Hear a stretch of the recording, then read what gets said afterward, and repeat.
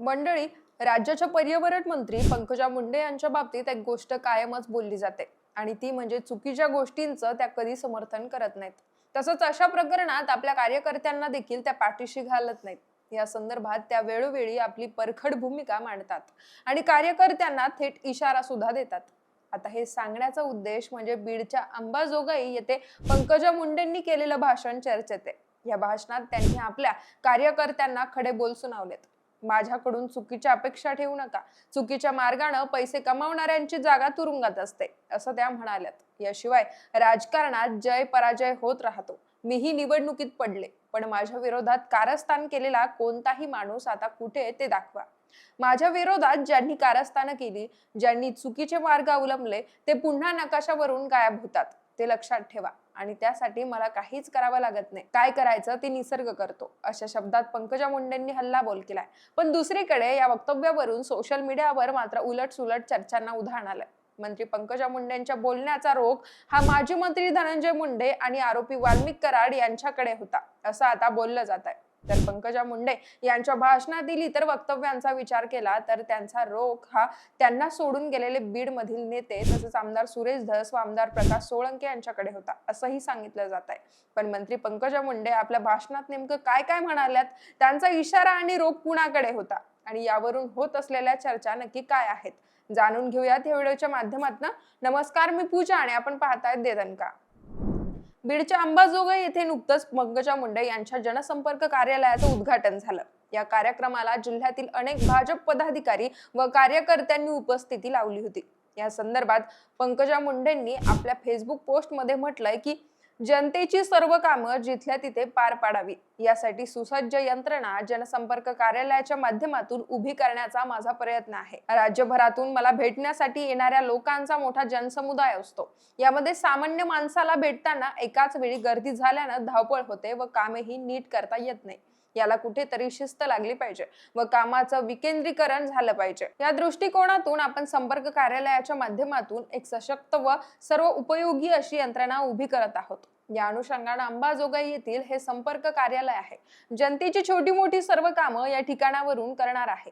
लवकरच बीड येथेही अशाच पद्धतीने संपर्क कार्यालय व जनतेच्या कामांसाठीची यंत्रणा आपण उभी करणार असल्याचं पंकजा मुंडेंनी म्हटलंय. पण अंबाजोगाई शहरातील कार्यालयाच्या या उद्घाटनामुळे दुसरी एक वेगळीच चर्चा समोर येते आणि ती म्हणजे अंबाजोगाई शहर हे केज विधानसभा मतदारसंघात येत असल्यामुळे गेल्या अनेक वर्षांपासून मुंदडा गटाची एकाती सत्ता या ठिकाणी आहे.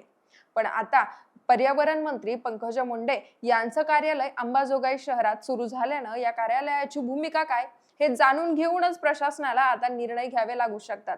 त्यामुळे समांतर सत्ता केंद्र स्थापन झाल्याची चर्चा होते. तसंच येत्या काळामध्ये बीड जिल्ह्याच्या पालकमंत्री पदाची जबाबदारी देखील पंकजा मुंडे यांच्याकडे येण्याची शक्यता व्यक्त केली जाते. बाकी कार्यालयाच्या उद्घाटन कार्यक्रमात पंकजा मुंडेंनी आगामी निवडणुकांचा रोडमॅप देखील दाखवला. जिल्ह्याच्या 6 मतदारसंघातील 6 आमदार आणि खासदार आपलाच होणार असा विश्वास त्यांनी व्यक्त करत या रणनीतीची योगेश्वरी देवीच्या साक्षीनं सुरुवात करत आहोत, असं त्यांनी सांगितलं. पण या सगळ्यात पंकजा मुंडेंनी त्यांच्या भाषणात केलेल्या इतर वक्तव्यांची जोरदार चर्चा रंगली आहे. त्यांनी कार्यकर्त्यांशी संवाद साधताना सांगितलं की ज्याची ऐपत 10 पैशांची आहे त्यानं कष्ट करून 15 पैसे करावेत, पण 10 पैशांची ऐपत जो 100 रुपयांची करायला जातो त्याची जागा तुरुंगात आहे. हे मोदीजींनी गेल्या अनेक वर्षात दाखवलंय. त्यामुळे माझ्याकडून चुकीच्या कामांची अपेक्षाच करू नका, चांगल्या अपेक्षा करा. एखादा कार्यकर्ता आजारी असेल, त्याला कॅन्सर सारखा गंभीर आजार झाला असेल तर मी माझं घर गहाण ठेवूनही त्याला मदत करेल, पण मला याच्यातून वाचवा, मला त्याच्यातून वाचवा अशी मदत कधीच नाही.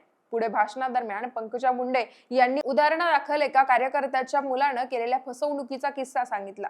त्या म्हणाल्या की एका कार्यकर्त्याच्या मुलानं फ्रॉड केला. 40 ते 50 लाखांना लोकांना गंडवलं. ते पैसे त्यांनी स्वतः वापरले आणि तो कार्यकर्ता येऊन मला म्हणाला की ताई, ते पैसे तुम्ही द्या ना, मी तुमचा कार्यकर्ता आहे, पण हे पैसे मी कसे देणार? आपल्या मुलानं कुठून पैसे आणलेत हे आई वडिलांनी विचारायला हवं. आपला नवरा कुठून पैसे आणतोय हे बायकांनी विचारायला हवं.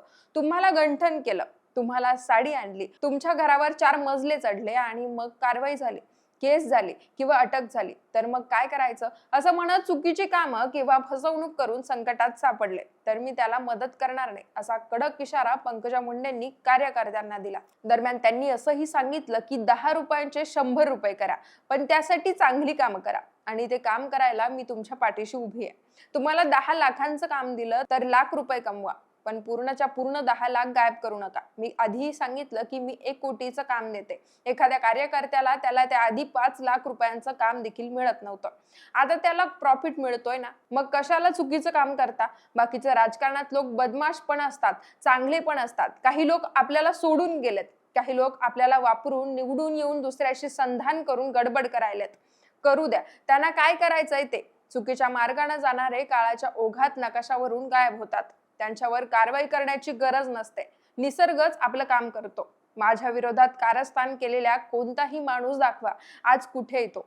कारण माझ्या हृदयामध्ये पाप नाहीये, माझ्यावर देवाचा साक्षात आशीर्वाद आहे, असं म्हणत पंकजा मुंडेंनी आपल्या उपस्थित कार्यकर्त्यांना प्रामाणिकपणा, शिस्त आणि सकारात्मक राजकारणाचा संदेश दिलाय. तर दुसरीकडे पंकजा मुंडेंच्या भाषणातील या वक्तव्यावरून उलटसुलट चर्चा सुरू झाल्यात. आज मुंडे बहीण भाऊ महायुतीच्या माध्यमातून एकत्र असले तरी यापूर्वी ते एकमेकांचे कट्टर विरोधक राहिलेले आहेत.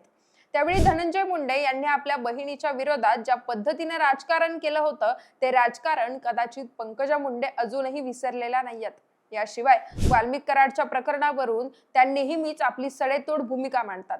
आताही त्यांच्या भाषणातील काही मुद्दे हे कराड व मुंडेंच्या उद्देशून असल्याची चर्चा रंगली आहे. तर काही लोक आपल्याला वापरून निवडून येऊन दुसऱ्याशी संधान करून गडबड करायलेत. या पंकजा मुंडेंच्या वक्तव्याचा रोख आष्टीचे भाजप आमदार सुरेश धस, राष्ट्रवादीचे माजलगावचे आमदार प्रकाश सोळंके यांच्याकडे होता, अशी चर्चा आहे.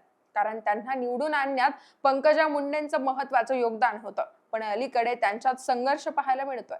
पंकजा मुंडेंनी निवडणुकीदरम्यान आपल्या विरोधात प्रचार केल्याचा दावा धस आणि सोळंके यांनी केला होता. त्या पार्श्वभूमीवर आता पंकजा मुंडेंचं वक्तव्य चर्चेत आलंय. थोडक्यात काय तर मंत्री पंकजा मुंडेंनी एकाच भाषणात आपल्या कार्यकर्त्यांना कडक इशारा देत कराड, मुंडे, धस आणि सोळंके यांनाही त्यांची जागा दाखवल्याचं बोललं जात आहे. बाकी या संदर्भातील तुमची मतं आणि प्रतिक्रिया आम्हाला कमेंट्सच्या माध्यमातून कळवा आणि देदानकाला सबस्क्राईब करायला विसरू नका.